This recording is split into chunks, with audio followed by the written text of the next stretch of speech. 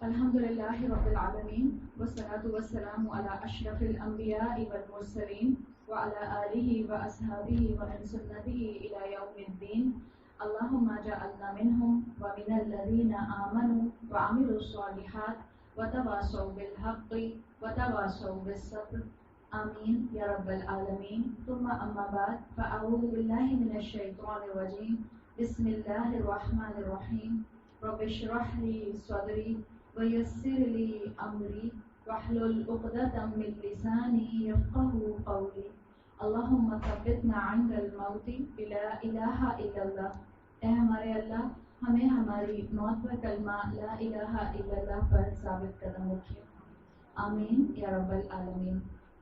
سورۃ الفاتحہ پر تفکر کے سیشنز میں ہم نے تعوذ کو دیکھا اور کل کی کلاس میں ہم نے تسمیہ پر بات شروع کی تھی۔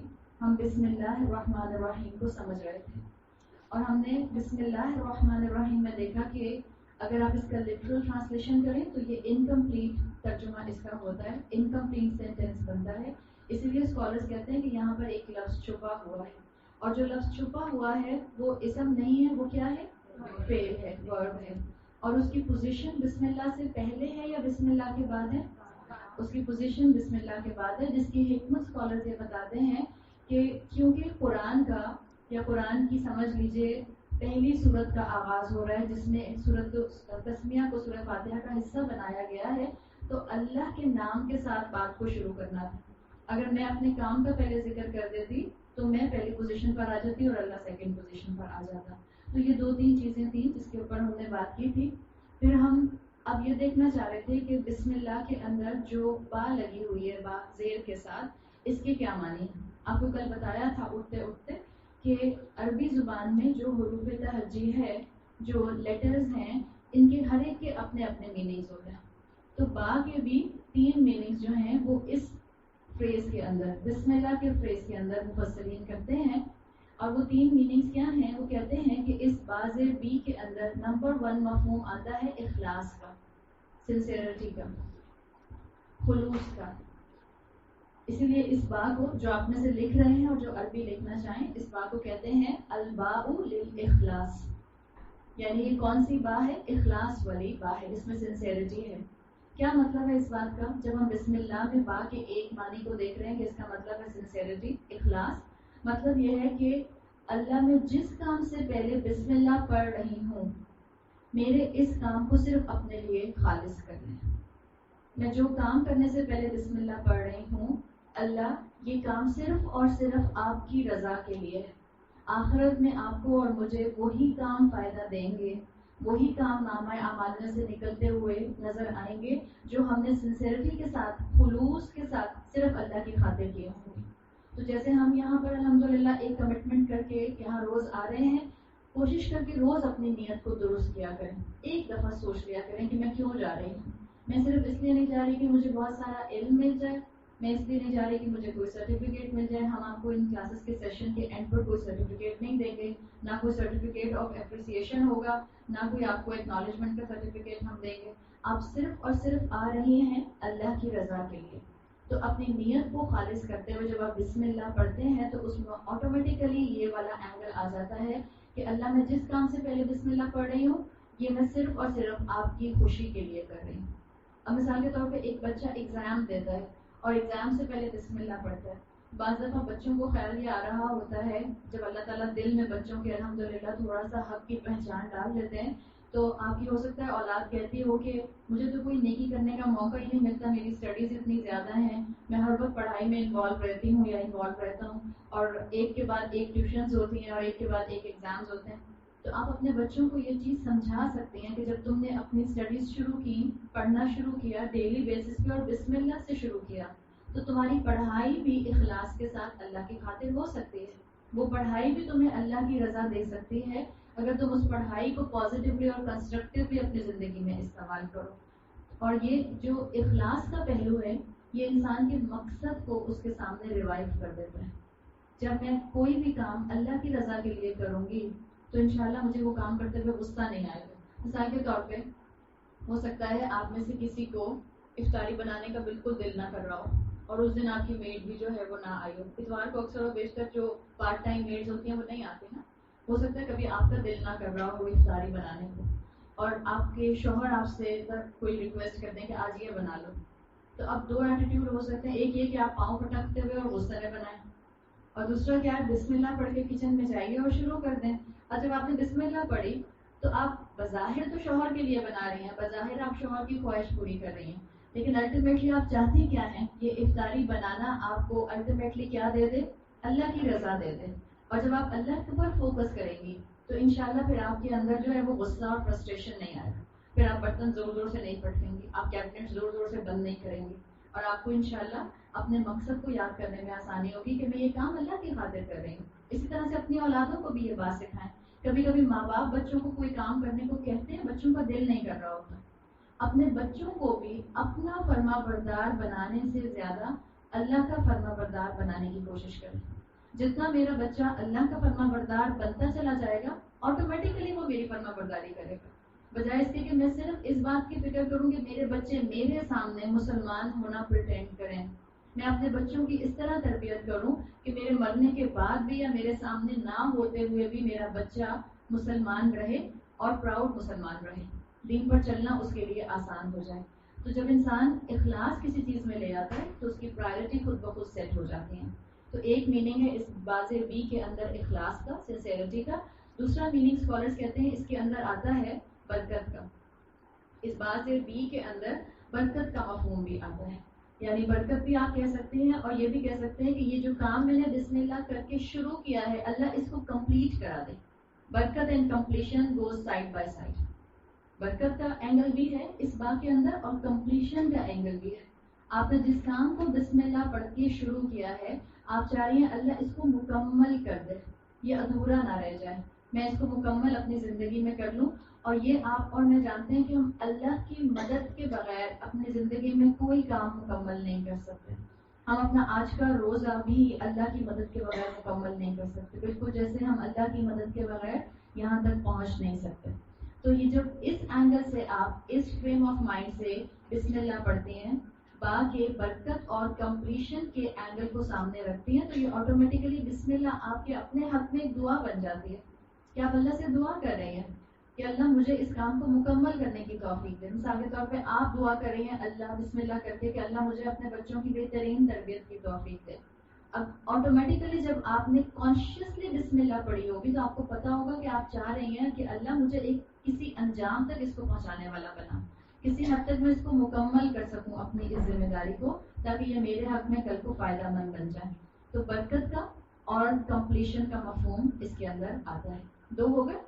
تیسرا مفہوم جو اس کے اندر آتا ہے وہ آتا ہے قبولیت کا. اس کو اسی لیے کہتے ہیں الباب بالقبول, ایسی بات جو قبولیت کی طرف انسان کو لے کر جاتی ہے. یعنی آپ اللہ سے بسم اللہ پڑھ کر یہ بھی دعا کر رہی ہوتی ہیں کہ اللہ میرے اس کام کو قبول کر لے, میرے اس ایفرٹ کو قبول کر لے. ایسا نہ ہو کہ یہ جو میں نے دنیا میں محنت کی ہے کہ آخرت میں میرے اچھے اعمال میں سے نہ نکلے. اما پارا میں 30واں پارا جو آتا ہے اس میں آتا ہے کہ قیامت کے دن ایسے لوگ بھی ہوں گے عاملات ناصبہ, عمل کرنے والے اور تھکنے والے. اللہ نہ کرے کہ ہم بظاہر دنیا میں بہت نیکیاں کرنے والے ہوں, بظاہر ہم دنیا والوں کو بہت نیک نظر آتے ہوں, خوب قرآن پڑھنے والے اور خوب قرآن سننے والے اور خوب نمازیں پڑھنے والے نظر آتے ہوں, لیکن آخرت میں جب ہم انتظار کریں کہ ہمارے نامہ اعمال میں سے وہ اعمال نکلیں تو وہ ہمیں نہ ملیں. اللہ تعالیٰ نے ایسے لوگوں کے لیے کہا ہے عاملات ناصبہ, عمل کرنے والے اور تھکنے والے. تو اللہ سے بسم اللہ پڑھ کے آپ یہ بھی دعا کر رہے ہوتے ہیں کہ اللہ میرے اس کام کو قبول کر لے, یعنی آخرت میں میری بک آف ڈیڈ کے اندر سے یہ عمل جو ہے یہ نکل آئے. اب جب ہم یہ سوچتے ہیں کہ آخرت میں یہ میری بک آف ڈیڈ میں سے عمل نکلے, تو آپ مجھے یہ بتائیں کہ کیا ہم جب سینما جا رہے ہوں تو ہم بسم اللہ پڑھ کے سینما میں داخل ہوں تاکہ اخلاص ہو, اللہ میں آپ کی رضا کی خاطر جا رہے ہیں, تاکہ برکت ہو, اللہ میرے اس کام کو مووی دیکھنے کو مکمل بھی کر دے, تاکہ قبولیت ہو, اللہ میرے اس مووی دیکھنے کو قبول کر لے, اور قبول کرنے میں یاد رکھیں آخرت میں وہ آپ کی بک آف ڈیڈ میں سے نکل آئے. کیا آپ یہ چاہتی ہیں؟ کیا میں اور آپ غیبت کرنے سے پہلے کہتے ہیں بسم اللہ, غیبت کرنے لگتے ہیں؟ فطرتاً ہم غلط کام کرتے ہوئے بسم اللہ نہیں پڑھ رہے ہوتے, فطرتاً حالانکہ ہمیں پتہ ہے ہر نیک کام سے پہلے، ہر اچھے کام سے پہلے یا ہر کام شروع کرنے سے پہلے بسم اللہ پڑھنی چاہیے، لیکن آپ دیکھیں ہم گناہ کرنے سے پہلے بسم اللہ نہیں پڑھتے، اس لیے کہ میری اور آپ کی فطرت میں انگرینڈ ہے کہ آپ اور میں اللہ کے بندے بننا چاہتے ہیں. چاہے ہمیں بہت سی چیزوں کا ٹرمینالوجیکلی علم نہیں ہے، لیکن ایک بیسک علم تو آپ کے اور میرے اندر موجود ہے نا. اللہ تعالیٰ نے ساری روحوں کو بنایا تھا اور ایک ساتھ بنایا تھا. آدم علیہ السلام سے لے کے آخری انسان جو اس دنیا میں آئے گا، ان سب کی روحوں کو ایک ساتھ بنایا گیا، اور اللہ نے ان سب سے اوتھ لیا تھا، اللہ نے ان سب سے عہد لیا تھا جو سورہ آراف میں آتا ہے. اللہ نے سب سے پوچھا تھا کیا میں تمہارا رب نہیں ہوں؟ سب نے کہا تھا قالوا بلا شاہدنا، کیوں نہیں اللہ آپ ہمارے رب ہیں اور ہم نے اس کی گواہی دی. یہ سب اللہ کی طرف سے انیشیل معرفت کا پائلٹ فلیم ہر انسان میں جل رہا ہے، چاہے وہ مسلمان ہے، چاہے وہ کرسچن ہے، چاہے وہ جیو ہے، چاہے وہ بدھسٹ ہے، چاہے وہ ہندو ہے. ہر انسان جانتا ہے کہ ایک اللہ، ایک ہستی ہے. آپ اور میں مسلمان ہونے کے اینگل سے کتنے ہی دین سے دور کیوں نہ ہوں، کتنے ہی نام کے مسلمان کیوں نہ ہوں، کتنے ہی صرف ایج پر اسلام پر عمل کرنے والے کیوں نہ ہوں، پھر بھی ہم دیکھیں ہم گناہوں سے پہلے بسم اللہ نہیں پڑھتے، اس لیے کہ ہم نہیں چاہتے کہ ہمارے گناہ آخرت میں ہمارے سامنے جو ہیں وہ رکھے جائیں. تو جب کوئی کام کرنے لگے اس میں بسم اللہ شامل کریں. نیک کام ہو تو بھی بسم اللہ پڑھیں، اور آپ جب دنیاوی کام کر رہے ہوں، مثال کے طور پہ گاڑی چلاتے ہوئے آپ کو کیا سکھایا گیا ہے؟ آپ بسم اللہ پڑھیے، الحمدللہ کہیے، اور اس کے بعد جو آپ کو سفر کی دعا سکھائی گئی ہے قرآن کے اندر آپ وہ پڑھیے. بسم اللہ کے ساتھ جب آپ کام کرتے ہیں تو بس ہمیشہ یہ 3 اینگل یاد رکھیے گا. آپ اس کو اللہ سے جوڑ دیتے ہیں، اور جو چیز اللہ سے جڑ جائے گی اب آٹومیٹیکلی اس میں برکت آ جائے گی. تو اسی لیے ہم کہتے ہیں اخلاص، برکت یعنی مکمل ہونا، اور قبولیت، اللہ ہمارے عمل کو قبول کرتے ہیں. قرآن میں کئی مقامات پر آپ کو بسم اللہ جو ہے یہ فریز مختلف انداز میں ملتا ہے. جیسے مثال کے طور پر جو پہلی وحی آئی تھی اس میں بھی بسم اللہ کا فریز ایک ذرا مختلف انداز میں آیا تھا. وہاں آیا تھا سورہ علق کی پہلی آیت اقرا بسم ربک، وہاں بسم اللہ نہیں آیا تھا، بسم ربک آیا تھا. تو آلموسٹ فریز وہی ہے، اللہ کا ایک اور نام جو ہے وہاں پر استعمال کیا گیا ہے. اس طرح ایک اور چیز اس کے اندر آپ محسوس کریں گے، میں پڑھوں گی پھر آپ بتائیے کہ آپ کو اس میں کیا فرق لگ رہا ہے. بسم اللہ الرحمن الرحیم اور اقرا بسم ربک. کل کے لیکچر کو ذہن میں رکھیں اور آج کی بات سنیں تو کوئی فرق ہے ان دونوں میں؟ کیا ہے؟ ورب مینشن کیا گیا ہے، اور نہ صرف مینشن کیا گیا ہے، بسم اللہ سے پہلے مینشن کیا گیا ہے. سوچیں کیا حکمت ہوگی. کل کو آپ کے سامنے کوئی قرآن کھول کے بیٹھ جاتا ہے اور آپ سے کہتا ہے کہ آپ نے تو ابھی مجھے تھوڑی دیر پہلے بتایا تھا کہ بسم اللہ میں اللہ تعالیٰ نے ورب رکھا ہے چھپا ہوا، اور وہ بھی بسم اللہ کے بعد ہے، اور اس کو مینشن اس لیے نہیں کیا کہ تعظیم میں اللہ کا ذکر پہلے لانا. تو یہاں پر پہلی وحی میں اقرا بسمی کیوں آیا؟ ورب کو مینشن بھی کر دیا اور بسم اللہ سے پہلے بھی رکھ دیا. تو کیا جواب دیں گے؟ اقرا کا میننگ یاد ہے؟ اقرا کا مطلب کیا ہے؟ پڑھو. اب آپ کو اقرا سے یاد آگے رہنا چاہیے کہ اقرا سے ہی قرآن کا روٹ ورڈ بھی ہے. روٹ ورڈ یاد رہے گا، قاف را حمزہ، یعنی وہ چیز جو پڑھی جائے. اقرا کمانڈ ہے، تم پڑھو. یہاں پر اللہ تعالیٰ نے وحی کا آغاز کیا ہے. اللہ کے رسول صلی اللہ علیہ وسلم پر پہلی مرتبہ وحی آ گئی تھی. آپ کو نہیں پتا تھا کہ یہ جو جبرائیل علیہ السلام کے ذریعے آپ کے قلب پر الفاظ نازل کیے جا رہے ہیں، یہ کیوں نازل کیے جا رہے ہیں.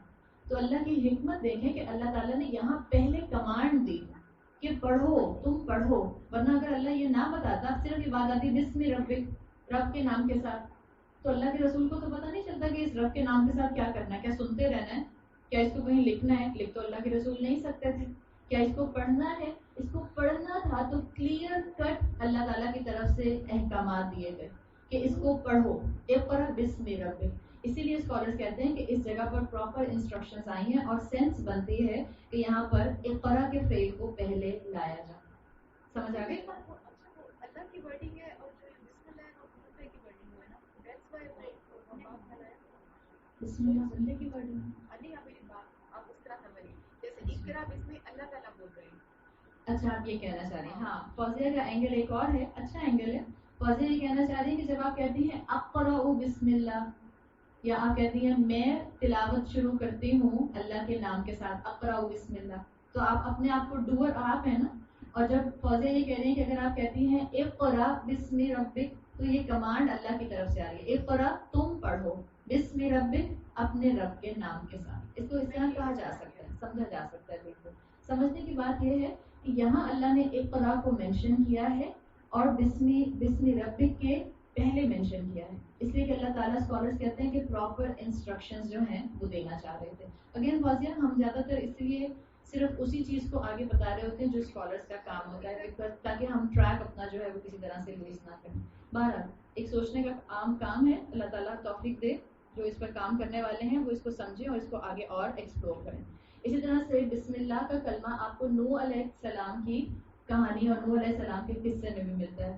جب اللہ کے حکم سے نوح علیہ السلام نے کشتی بنا لی اور اس کے اندر اللہ کے حکم سے آپ نے ہر نسل کا ایک پیئر جو تھا وہ رکھ لیا، تو اللہ تعالیٰ نے حکم دیا کہ اب آپ کشتی میں سوار ہو جائیے. اور وہاں پر آتا ہے وَقَالَ ارْكَبُوا فِيهَا بِسْمِ اللَّهِ مَجْرَاهَا وَمُرْسَاهَا، یعنی اللہ تعالیٰ نے کہا کہ بسم اللہ کے ساتھ اس کشتی میں سوار ہو جاؤ جس کا چلنا اور بہنا اللہ کے نام کے ساتھ ہی ہے.